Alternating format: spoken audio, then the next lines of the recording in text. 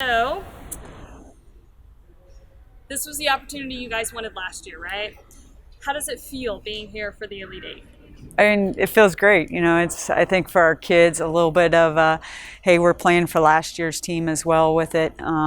So I think they have a lot of that in kind of the back of their mind as we've entered, the Elite Eight with stuff. But, I think for our kids also, I think it feels like a place that they're supposed to be.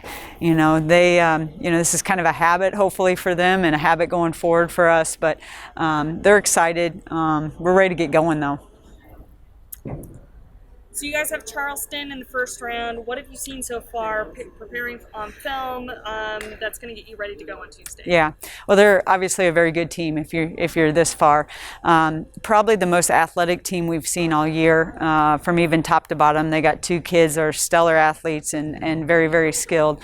So we're going to have to be able to limit them and handle them a little bit. I'm curious how they're going to match up with us on the other end. I think we've got a big advantage in our forward position with some height and some strength and some skill-wise. So it's going to be an interesting matchup of kind of who comes out, I think, and executes the game plan the best.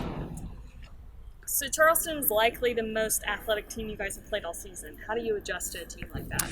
We're going to be us. We're going to do us. I think, you have to understand, like, with their athleticism, what they're good at, what they're bad at, also the personnel surrounding that athleticism with it. So we're going to be us. We're going to get up, we're going to pressure, we're going to switch everything, and then we'll make some adjustments if we need to throughout the game. But, typically if we can be us, sometimes that disrupts some of that athleticism.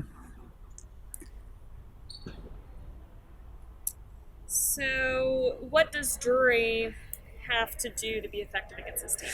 Yeah, I think, executing our game plan. I think, understanding their personnel, because they have some kids that don't shoot it very well that we can take some deep drops and really help off of.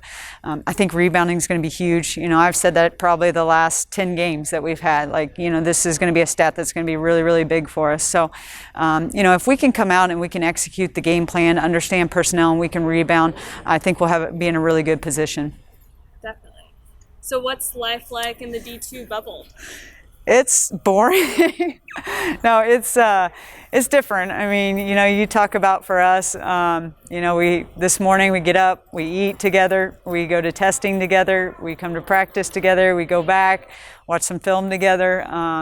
We're going to try to get them out on the lawn today and throw a football around her a little bit just to get out a little bit, because they were pretty quarantined yesterday with stuff. But I think we're also kind of fortunate this time of year to have a lot of good basketball on TV on both the men's and the women's side, to be able to watch some of that. So it's a little bit different and a little bit more relaxed and a little bit more boring than usual, but we're having fun and making the best of it. So, kind of on a similar note, you're talking about the other bubbles, basically. There's been so many outspoken complaints about the differences between the men's setup and the women's setup, including some players on your team. What are your thoughts on those differences, and do you have any opinions on how it affects D2, since maybe that isn't talked about as much? Yeah, I think, we're kind of used to D2 not being talked about as much in general with it. I think it's sad to see it, starting even at Division I on the women's side, in that it's not the same and it's not treated the same. But, I think for us and our kids and the D1 kids and the people putting it out on social media, I think it's good to get it out there so people understand that it's not equal, and that something needs to be done so that, we get an equal opportunity with that. Absolutely. And finally, just what thoughts, what emotions are running through your mind right now? You're 24 hours away from tip-off. That's got to be a lot. Yeah, I'm ready to go. You get to so much game planning and game prep, you almost start to overthink stuff, but I'm ready to roll at the ball, to get out there, for our kids to have a great day, and then make any adjustments that we need to make throughout the game. That's some of the fun part of coaching, is seeing kind of, you haven't played this team before, seeing where you kind of need to make those adjustments to advance your team during the game. Absolutely. All right.